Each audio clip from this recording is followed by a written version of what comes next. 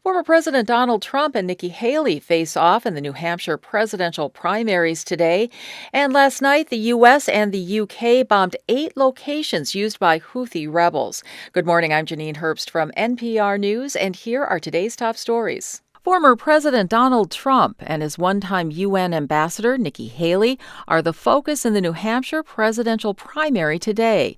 NPR's Franco Ordonez reports Trump was joined by several former rivals at a rally last night in Laconia, New Hampshire. South Carolina Senator Tim Scott, North Dakota Governor Doug Burgum, and entrepreneur Vivek Ramaswamy, all who dropped their own White House bids, joined Trump on stage in a show of inevitability. Now is the time for the Republican Party to come together. It was Trump's last scheduled rally before the polls opened. Young J.T. Keene of Epsom waited hours to attend his first Trump rally. He says Trump inspired him to get registered so that he could vote in this election. I actually just turned 18, so I will be voting for the first time. And yeah, I'm excited to see my guy, Donald J. Trump. And he says he's confident that middle-class voters like himself are going to carry Trump to victory. Franco Ordonez, NPR News, Laconia, New Hampshire. Meanwhile, Nikki Haley has already nabbed a win in the Granite State. This after all 6 registered voters in the small northern town of Dixville, Notch, voted for Haley when the polls opened and soon closed at midnight.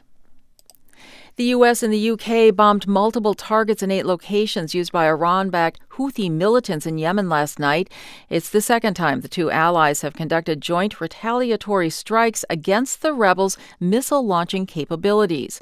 The Houthis have been attacking international cargo ships in the Red Sea, a crucial shipping waterway. That's forced some companies to find other routes at a much higher cost. The Houthis are angry about the Israel-Hamas war. United Airlines plans to meet today with analysts on its fourth quarter earnings. Looming in the background is the grounding of Boeing's 737 MAX 9 airplanes, as NPR's Giles Snyder reports. United is warning that the grounding of the Boeing MAX 9 will lead to financial losses in the first 3 months of the year. But while the carrier says it will likely lose between 35 cents to 85 cents per share in the first quarter, demand for travel remains strong and should help it to bounce back for the year as a whole. United and Alaska Airlines have been forced to cancel hundreds of flights since federal regulators grounded the Boeing MAX 9 after a panel called a door plug blew out during an Alaska Airlines flight over Oregon earlier this month. Concern is widening about the door plugs. The Federal Aviation Administration is recommending that airlines inspect the same panel on a MAX 9 predecessor, the Boeing 737-900ER. Giles Snyder, NPR News. You're listening to NPR News.